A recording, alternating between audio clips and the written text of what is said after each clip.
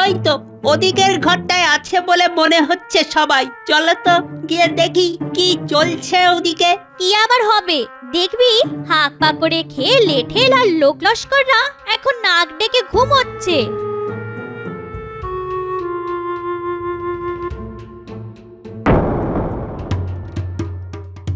আরে আরে, ঘুম কোথায়? এরা তো ধুমধাম করে খাওয়া দাওয়া করছে। আমার যে একটা খটকা লাগছে। সে কি গো গোপাল দাদু, খটকাটা আবার কি? সেটার জন্য যে তোদের একটু নজরদারি করতে হবে। ওই দেখো দাদু, একজন আবার খাবার কোথাও সাবার করার মতলব করছে। সেটাই তো দেখছি। না না, আর দেরি করলে হবে না, তোরা ওর উপর নজর রাখ। আমি ততক্ষণ আমার মতো করে ঘুঁটি সাজাই। দাও মারতে পারলে যা পাবো সব আধা আধি হয়ে যাবে। আমার কথার খেলাপ হবে না। এটাই তো চাই। লাফালাফি বন্ধ করে কাজের কথাটা বলো। এই তো বলছি, কানটা আগে আমার মুখের কাছে আনো।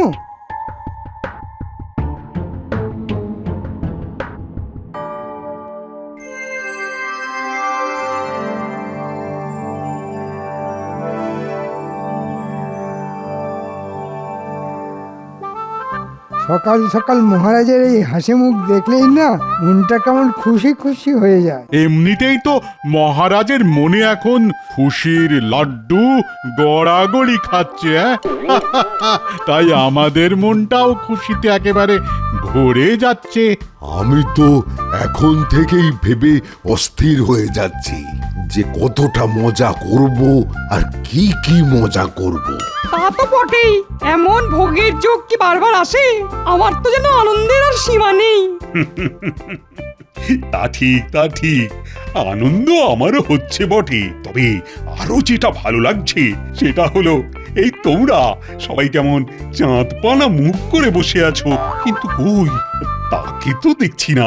উফ, কি আনন্দ, কি আনন্দ! মহারাজের বিয়ে, মহারাজের বিয়ে! আরে আরে আরে আরে আরে, এই তো গোপাল এসে গেছে। কিন্তু ব্যাপার কি গো, এত নাচানাচি করছো কেন? এখন নাচবো না তোর কখন নাচবো মহারাজ? এমন ধুমধাম করে মহারাজের বিয়ে কি আর বারবার দেখতে পাবো? আরে আরে, বিয়ে আবার হবে কেন? এবার তো আমার আর মহারানীর 25 বছরের বিবাহ বার্ষিকী পালন করা হচ্ছে ধুমধাম করে। যাহা বিবাহ তাহাই কি বিবাহ বার্ষিকী? ও গোপাল, বলি আনি তোমার বুদ্ধি। ইয়ার নতুন কি কথা? গোপাল তো বরাবরই বুদ্ধির চাল কুমড়ো। ওর কাছে মুড়ি যা, মুড়ি ঘন্ট তাই। এটা আপনি একেবারে ঠিক বলেছেন মন্ত্রী মশাই। খাওয়ার ব্যাপারে আমি কোনো বাছ বিচার করি না। আমি খেতে পেলে খাই, শুতে পেলে শুই। বেশ বেশ, খাবে, যত খুশি তত খাবে। আরে খাওয়ারই তো উৎসব, তবে শুয়ে পড়লে কিন্তু হবে না, কেননা শুলেই যে খাওয়াটা একেবারে ফসকে যাবে। তবে শুধু কি খানা পিনা, নাচ গানাও খুব হবে বলে মনে হচ্ছে। আমি তো সেই জন্যই এখন থেকেই শুরু করে দিয়েছি মহারাজ। তাই তাই তাই মহারাজের শ্বশুর বাড়ি যাই, সেখানেতে ভারী মজা, যত খুশি খাই। কোনো চিন্তা নেই গোপাল, আমি বিশেষ হজমি পাচন বানিয়ে রেখেছি। যত খুশি খাও আর পেটের গন্ডগোলের কথা ভুলে যাও। দিলে একটু সব দিক যাতে সামলানো যায় তেমন ব্যবস্থা করে দিন রাজবৈদ্য। মানে খাওয়া থেকে ঘুম কোনোটাতেই যেন সমস্যা না হয়। বেশ বেশ, তাহলে না হয় ওই ঘুম থেকে খাওয়া আর আশা থেকে যাওয়া এই সব সমস্যারই আলাদা আলাদা বড়ির ব্যবস্থা করে দেব। বড়ি হোক আর বড়া, যা আছে সব জড়ো করে ফেলো। হাতে তো আর সময়ও বেশি নেই। কাল বাদে পরশু মহারানী তার বাপের বাড়ি থেকে বধূর সাজে কৃষ্ণনগরে আসবে, সেই ঠিক যেমন এসেছিল 25 বছর আগে। আর আপনিও তবে ওই সেজে বসে থাকবেন বরের সাজে, বেশ হাসি হাসি মুখ করে। থাক, আমাকে আর সাজাতে হবে না। আরে নাও, সবাই তৈরি হয়ে নাও। আরে মহারানীকে আনতে যেতে হবে যে। এই ব্যাপারটা গোপালের ওপরেই ছেড়ে দিন মহারাজ। ওই না হয় কয়েকজনকে নিয়ে মহারানীকে সসম্মানে নিয়ে আসবে। আমি না হয় এদিকের সব আয়োজন সামলাবো। আমি না দেখলে এদিকে তো একেবারে সব ঘেঁটে ঘ হয়ে যাবে। হ্যাঁ হ্যাঁ, এদিকের আয়োজন তদারকি করার জন্য তো কাউকে না কাউকে তো লাগবে। বেশ, তবে গোপাল তুমি না হয় ওদিকটা সামলে এসো। যেমন বলবেন মহারাজ, কিন্তু ব্যাপারটার মধ্যে আমি যেন কেমন একটা গন্ধ পাচ্ছি। না না, মন্ত্রী মশাই নিজে কেন আমাকে পাঠানোর ব্যাপারে তদবির করলেন? এবার তো তাহলে একটু ভেবে দেখতেই হচ্ছে। আমার কি এমন মহারানীর মতো কপাল হবে যে পালকিতে চেপে বাপের বাড়ি থেকে স্বামীর ঘরে ফিরবো? হ্যাঁ? আমাকে এইখানে থেকে সারা জীবন পড়ে পড়ে কপাল ঠুকে মরতে হবে। হ্যাঁ, সে যা করতে হবে করো, তবে আমার জামা কাপড় জুতো সব একটু গুছিয়ে রেখো। বয়ে গেছে আমার গুছোতে। যাবে নিজে ফুর্তি করে মহারানীকে পালকিতে চাপিয়ে কৃষ্ণনগরে আনতে, আর তার জন্য আমাকে সব গুছিয়ে দিতে হবে। আরে বাবা, একটু সাজিয়ে গুছিয়ে না দিলে মহারানীর বাড়িতে তোমার বরের মান সম্মান থাকবে গিন্নি? বলি থাকলো না চুরি হয়ে গেল, তাতে আমার ভারী বয়েই গেল। নিজের যা যা লাগবে নিজে বুঝে নেবে, আমি তার জন্য অমন ব্যাগ আর খাটতে পারবো না। হ্যাঁ, না না দাদু, এটা কিন্তু একেবারে ঠিক কথা। তুমি দিদাকে কারণে অকারণে খুব খাটাও। তুমি কিচ্ছু চিন্তা করো না দিদা, আমি তোমার পাশে আছি। তোমার খাটনি আমি মুখ বুজে মেনে নেব না। চলছে না, চলবে না, দিদাকে বেগার খাটানো চলছে না, চলবে না। এই ব্যাপার কি বলতো? হ্যাঁ, আজ তোরা এরকম উল্টো সুরে কথা বলছিস যে? এই ব্যাপারটা কি? তোদের পেট গরম হলো নাকি মাথা গরম? হ্যাঁ, সব সময় দাদু দাদু করলে হবে? দিদাকেও তো মাঝে মাঝে দেখতে হবে নাকি? হ্যাঁ, যদিও আসলে মনে হচ্ছে আমার কাছ থেকে কিছু আদায় করার জন্যে ওরা উল্টো প্যাঁচ কষছে। এই কি হলো? সবাই যে একেবারে মুখে কুলু পাট নিয়ে। কি আর বলবো, রাজবাড়িতে অত হইচই হচ্ছে, দাদুর কি আর আমাদের কথা মনে পড়ছে? নিজেই তো আনন্দ করছে, আমাদের বুঝি একটু হাসি মজা খাওয়া দাওয়া করতে ইচ্ছে করে না? তাই আমরাও ঠিক করেছি, দাদু যদি আমাদের কথা না ভাবে তবে আমরাও তোমার কাছেই থাকবো, তোমার কথাই ভাববো দিদা। যা ভেবেছি ঠিক তাই। যেমন দাদু তার নাতি নাতনিও তো তেমনি হবে। হ্যাঁ? উল্টো প্যাচ মেরে ঠিক আদায় করে নেবে। কি হলো? হ্যাঁ, যে দেখছো ওরা দিদা দিদা করছে, অমনি তুমি মনে মনে বিড় করতে শুরু করে দিলে। হ্যাঁ, আর সহ্য হচ্ছে না বুঝি? হ্যাঁ, না তেমন কিছু না, তবে ভাবছিলাম ওই মহারানীকে নিয়ে আসতে কচি কাঁচাদেরও সঙ্গে করে নিয়ে যাব। তবে ওরা না চাইলে আর কি করব, ওদের ছাড়াই যাব। পারে আমরা কি যাব না বলেছি একবারও? তুমি তো সব মনে মনেই বানিয়ে নিলে। আমি তো যাওয়ার জন্য একেবারে এক পায়ে খাড়া, তুমি বললেই লাফাতে লাফাতে চলে যাব। এই তো এবারে পথে এসো। তোমরা যে কি চাইছো সেটা কি আমি বুঝিনি ভেবেছো? তবে জলা জঙ্গল খানাখন্দ পেরিয়ে ক্রস ক্রস পথ পেরোতে যে খুব কষ্ট হবে, সেটা কি করে সামলাবি ভেবে দেখেছিস? কি বললি? জলা জঙ্গল? আরে আরে, এটা তো আমার মাথায় ছিল না। ঠিক বলেছিস তো, মহারানীর বাড়ি যেতে আসতে গেলে তো পটাশপুরের জঙ্গল পেরোতে হবে। ওই জঙ্গলেই তো দস্যু সর্দারের ডেরা গো দাদু। ওরে বাবা, আমার তো এখন থেকেই পেটটা কেমন গুড়গুড় করছে। তুই যেন দিনে দিনে কেমন ভীতু হয়ে যাচ্ছিস। দাদু যখন সঙ্গে আছে তখন আবার বিপদ আপদের কি ভয়? দাদু একাই সব সামলে দেবে। না না, এবার যেন আমি একটু বুঝতে পারছি। মন্ত্রী নিজে না গিয়ে আমাকে কেন গিয়ে দিল? তার মানে আমাকে চোখ কান খোলা রাখতে হবে। বলি তবে আর তোদের গিয়ে কাজ নেই, তোরা বরং আমার কাছেই থেকে যা। হ্যাঁ, ও, আর আমার জন্য বুঝি তোমার চিন্তা হয় না গিন্নি? না না, একদম চিন্তা করো না তো দিদা, দাদুকে আমরা একা ছাড়বই না। আমরা সবাই মিলে দাদুর সঙ্গেই থাকবো। বেশ, তাহলে চল দেখা যাক কোথায় কখন কি হয়। পাক্কা খবর আছে, রাজবাড়ি থেকে রাজার লোকজন দল বেঁধে আসছে মহারানীকে ওর প্রাসাদ থেকে নিয়ে যাবে বলে। তাহলে আমাদের কি করতে হবে সর্দার? আমরা কি ওদের নজরে নজরে রাখবো আসা যাওয়ার পথে? হ্যাঁ, তোর বোকা, শুধু নজর রাখলে আমাদের ট্যাঙ্ক ভরবে কি করে? আমাদের তো এই তালে মোটা মাল করে গিড়িয়ে ফেলতে হবে। তাহলে ওরা যখন এই পথ দিয়ে ফিরবে তখনই না হয় ওই ঝাঁপিয়ে পড়ে চোটপাট করে লুটপাট চালাবো। কি বলো সর্দার? আর তারপরে মহারাজের লেঠেল বাহিনীর হাতে কচু কাটা হব। এই রে, এইটা তো মাথায় ছিল না। হ্যাঁ হ্যাঁ হ্যাঁ, তাও তো বটে, মহারানীকে পাহারা দিয়ে নিয়ে যাওয়ার জন্য লোক লস্কর তো লাগবেই। হ্যাঁ, তাহলে আমরা কি করব সর্দার? ছোপ বুঝে কোপ মারবো? না না, যা করার সেটা একেবারে মাথা খাটিয়েই করতে হবে। তার মানে সর্দার মাথা খাটিয়েই ফেলেছে, এবারে শুধু কথা মতো কাজ করলেই কেল্লা ফতে।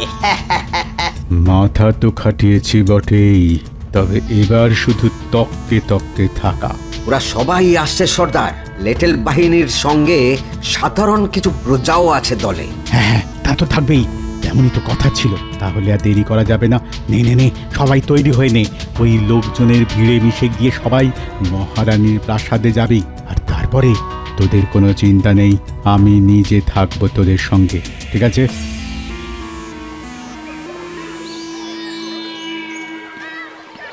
এই জঙ্গলটা পেরিয়ে যেতে পারলেই মহারানীর প্রাসাদে পৌঁছে যাব। পৌঁছে যাবো তো সেই কখন থেকে করছো, তারপর আবার হাঁটছো তো হাঁটছো। বাবারে বাবা, আমি যে আর পারি না। না, এর থেকে মন্ত্রী মশাইয়ের সঙ্গে কৃষ্ণনগর থেকে সবকিছু তদারকি করলেই কাজ দিত। হ্যাঁ, আরে সে কি, এসব আবার কি কথা? এখন এটুকু পথ আসতেই যদি গলদঘর্ম অবস্থা হয়, তবে খ্যাটন করে ফেরার সময় কি হবে? কখন যা হবে হবে। এখন তো হাঁটতে হাঁটতে হাঁটুতে ঠোকাঠুকি লাগছে। ওরে বাবারে, আরে কে কোথায় আছো গো? আমি একটু ঠান্ডা জল খাবো। ওরে বাবা, ওরে বাবা। যার যা খাওয়া সেটা একেবারে মহারানীর প্রাসাদে গিয়েই খাবে। ততক্ষণে খিদেটা জমে একেবারে ক্ষীর হয়ে যাবে। হ্যাঁ, ক্ষীর হোক আর দুধ, খাতির ভালোই হবে। তবে গোপাল যেভাবে নিজেই দায়িত্ব নিয়ে আমাদের তাড়িয়ে তাড়িয়ে নিয়ে যাচ্ছে, তাতে মনে হচ্ছে আমার হাতের বালা লাঠিটাও তোমার হাতে দিয়ে দিই। হ্যাঁ, দেখুন লেঠেল প্রধান, মহারাজ তো আপনাদের বাহিনীর সবার জন্যই এইরকম লাঠির আর বালার ব্যবস্থা করেছেন। বাকিদের জন্য যদি তেমন কিছু ভাবতেন, তবে সাজটাও জমতো আর আর হাতটাও বেশ ভরা ভরা লাগতো। কি করলে কি হতো সেসব কথা এখন থাক না ভাই। চলো চলো, আমরা মহারানীর প্রাসাদে যাই, চলো।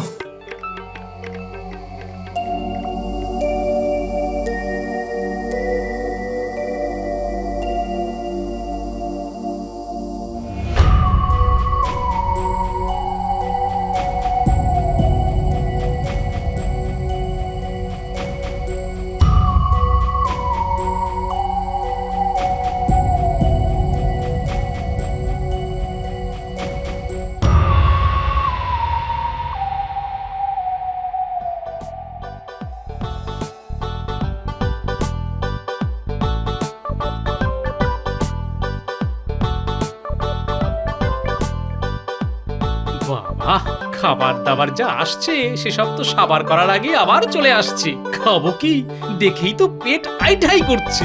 না না, আমি কষ্ট করে হলেও ঠিক খেয়ে নেবো। খাবার জিনিসে না বললে ঠাকুর রাগ করেন। হ্যাঁ, তবে আর কি, টক ঝাল মিষ্টি গুনে গুনে দু চারটি নয়, একেবারে বেশটি করে খান।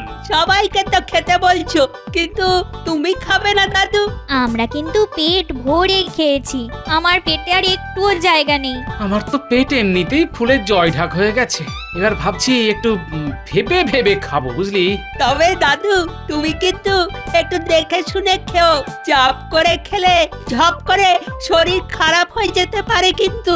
না, বয়সে কাঁচা হলেও বুদ্ধিতে বেশ পাকা হয়ে গেছিস দেখছি। বুদ্ধি আমারও কিছু কম নেই। আমিও জানি খাওয়া দাওয়ার পরে একটু হাঁটাহাঁটি করলে পেটের চাপ বাপ বাপ বলে পালায়। হ্যাঁ, এটা বেশ ভালো বলেছিস তো। চল হেঁটে হেঁটে এক চক্কর কেটে আসি, আশপাশটা দেখাও হবে আর হাঁসফাঁস ভাবটাও কেটে যাবে।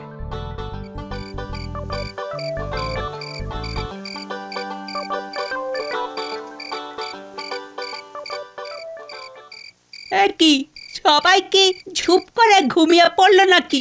সব কেমন চুপচাপ হয়ে গেছে দেখো। তাই তো দেখছি, ওদিকে আমাদের লোকজনেরাই বা কি করছে কে জানে। কাল সকাল সকালই তো বেরিয়ে পড়তে হবে আমাদের। ওই তো ওদিকের ঘরটায় আছে বলে মনে হচ্ছে সবাই। চলো তো গিয়ে দেখি কি চলছে ওদিকে। কি আবার হবে, দেখবি হাঁক পাক করে খেয়ে লেঠেল আর লোক লস্কররা এখন নাক ডেকে ঘুমোচ্ছে।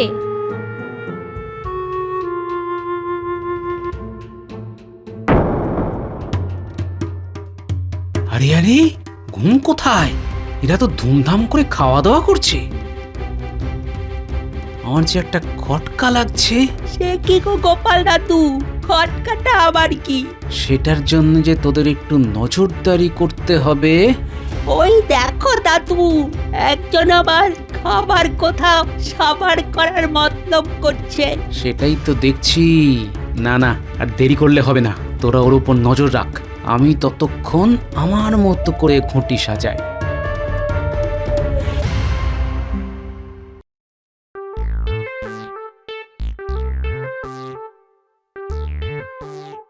এ কি গো গোপাল দাদু, সব ছেড়ে তুমি এবারেই পান নিয়ে বসলে কেন?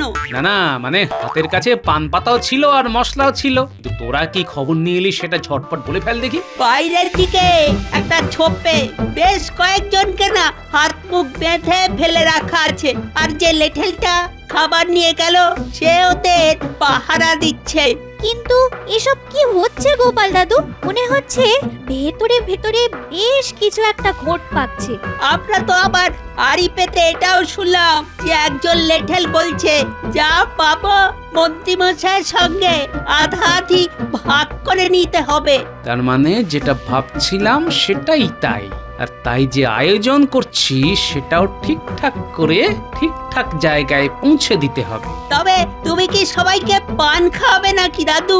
না না না না, এই পান তো তারাই খাবে যারা ভরপেট খেয়ে এখন আনচান আনচান করছে। এখন শুধু একজন ভৃত্য ডেকে এই সব পান ওই লেঠেলদের ঘরে পৌঁছে দিতে হবে। আজ এই পর্যন্তই, বাকি কাজ কাল সকালে হবে। কি যে হচ্ছে আমি তো কিছুই বুঝতে পারছি না।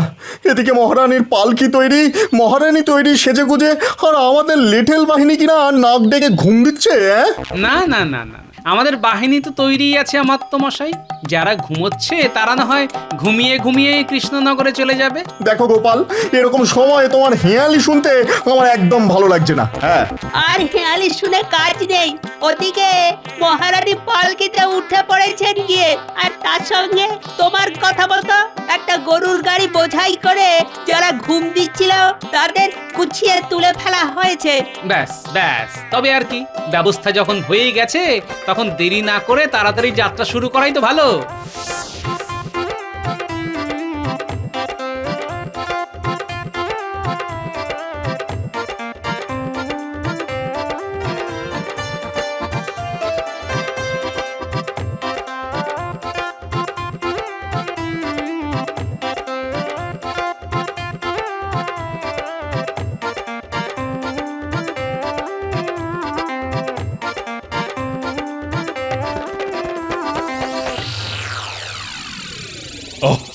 তাহলে গোপাল, ঠিক ভালোই ভালোই সব কাজ গুছিয়ে সবাইকে নিয়ে ফিরে এসেছো। সে তো ফিরতেই হতো, নাহলে গোপালকে আর আপনার সামনে মুখ দেখাতে পারতো মহারাজ? না না, বলছি পথে কোনো বিপদ আপদ হয়নি তো? আর সেখানেও ব্যবস্থা সব ঠিকঠাক ছিল তো? আগে মহারাজ, হয়নি বটে, তবে বিপদ যাতে হয় তার জন্য তো সব রকম ব্যবস্থাই করা ছিল। তবে গোপালের বুদ্ধির জোরে সব বিপদ কেটে আমরা ঠিক হেঁটে হেঁটে ফিরে এলাম। সে কি? কিসের বিপদ? কেমন বিপদ? না না না না না, তোমরা আমাকে সবটা খুলে বলবে তো নাকি? খোলাখুলির আর কি আছে মহারাজ? এই তো দেখুন না মহারাজ, যা আনার সব তো একেবারে বেঁধেই এনেছি। আরে আরে আরে, এরা কারা? এ তো মনে হচ্ছে দস্যু সর্দার। আহ, একে আবার কোথা থেকে আমদানি করলে? বুঝুন তাহলে মহারাজ, গোপালকে একটা কাজ করতে বললে ও আর একটা কাজ করে বসবে। ওহ, কোনো কাজ করতে বললে যে একটু নিশ্চিন্ত হবেন তার উপায় আছে?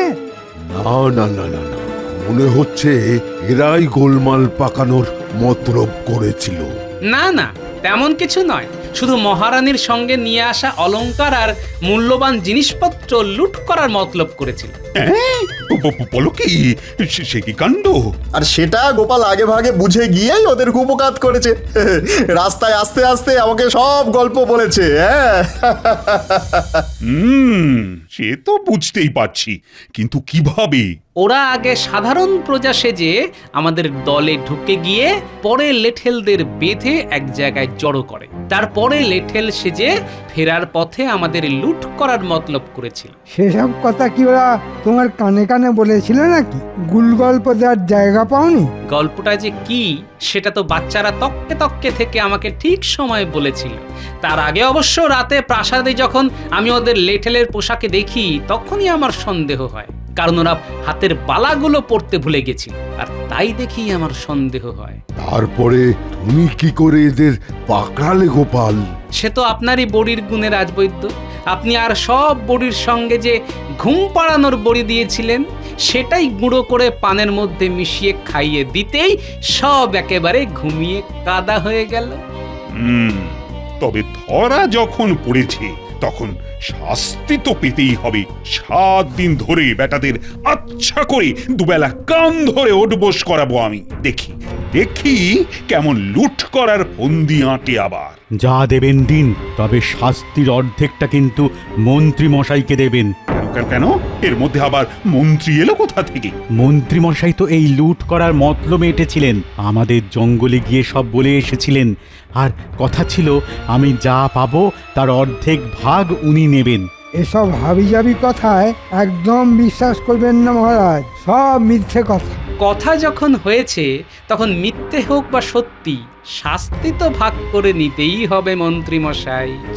ছি ছি ছি মন্ত্রী, তোমার পেটে পেটে কিনা এই মতলব ছিল? না না না না, তোমাকেও শাস্তির ভাগ পেতে হবে, কোনো ছাড়াছাড়ি নেই। এবারের মধ্যে ছেড়ে দিন মহারাজ, এমন আর কোনোদিন হবে না। আমি এই নাক মুলছি, কান মুলছি মহারাজ, আর কোনোদিন হবে না। যত যাই করো না কেন আমি কোনো কথা শুনছি না। তবে আমার বিবাহ বার্ষিকী যাতে মাঠে মারা না যায় তার জন্য গোপাল যা করেছে তার সত্যি কোনো তুলনা হয় না। আর সেই জন্য মন্ত্রীকে শাস্তি দেওয়ার পাশাপাশি গোপালকে আমি বিশেষ পুরস্কার দেব।